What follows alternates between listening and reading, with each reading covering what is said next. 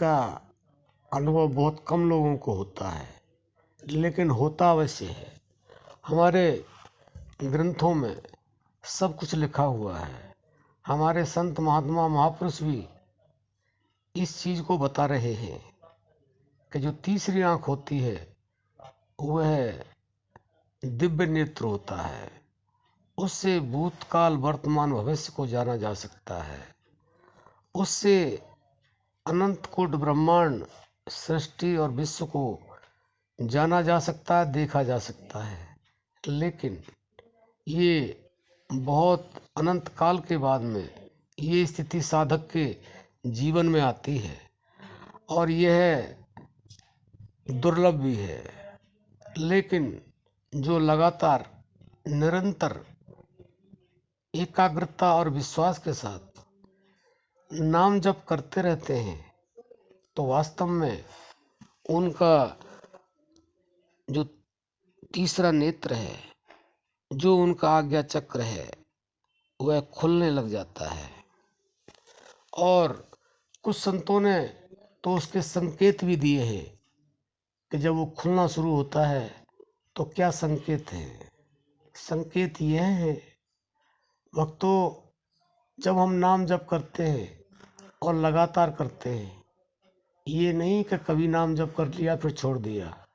जो लगातार करते हैं यानी कि उन्हें भूख लगी तो उसकी परवाह नहीं, प्यास लगी तो कोई परवाह नहीं, लेकिन नाम जप के बगैर जो नहीं रहते हैं, नाम ही उनका जीवन है।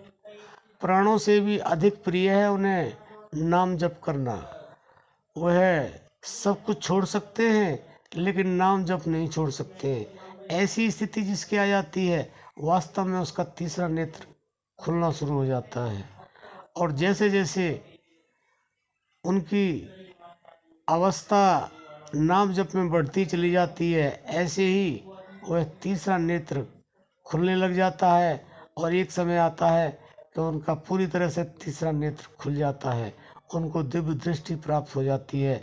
ऐसे बिरले ही इंसान होते हैं, लेकिन हम आपको ये संकेत बता देते हैं कि इसका क्या संकेत है। इसका संकेत ये है, जब ध्यान की अवस्था में होते हैं आप या प्राण जप की अवस्था में होते हैं तो जहाँ पे नासिका का अग्रभाग होता है, जहाँ पे भवों के बीच में माताएं बहना बिंदी लगाती हैं, उसको आज्ञा चक्र कहते हैं, तीसरा नेत्र भी कहते हैं। वहाँ पर स्पंदन होना शुरू हो जाता है। स्पंदन आप कह सकते हैं उसको वाइब्रेशन भी कह सकते हैं, उसको आप कंपन भी कह सकते हैं। वह नेचुरल प्राकृतिक अपने आप होना शुरू हो जाता है। तो समझ लेना चाहिए कि हमारी तीसरी आँख खुल रही है। अब हमारी तीसरी आँख जरूर खुलेगी, लेकिन खुलेगी तब जब आप निरंतरता से नाम जप के साथ जुड़े रहेंगे। अगर आपने वह नाम जप छोड़ दिया, वह ध्यान करना छोड़ दिया, तो वहीं रुक जाएगा। ज़्यादातर साधकों के साथ यही होता है, उनका स्पंदन वाइब्रेशन कंपन शुरू हो जाता है और वह नाम जप छोड़ देते हैं। क्योंकि संसार में ऐसा होता है, जो नाम जप करते रहते हैं वह सोचते हैं कोई इच्छा हुई तो मेरी ये पूरी हो जाए, लेकिन इच्छा पूरी नहीं होती है तो नाम जप छोड़ देते हैं। उनको भरोसा नहीं होता अपने मालिक पर, लेकिन जो भरोसा करते हैं और उनकी इच्छा पूर्ण हो या ना हो, वह लगातार नाम जप में लगे रहते हैं, तो वास्तव में उनका भाग्य उदय हो जाता है, उनका तीसरा नेत्र खुल जाता है, उनको वह प्राप्त होता है जो उन्हें चाहिए। इस लोक में भी उनको आनंद की अनुभूति होती है और परलोक में भी उनको आनंद की अनुभूति होती है और परमपिता परमात्मा की प्राप्ति होती है।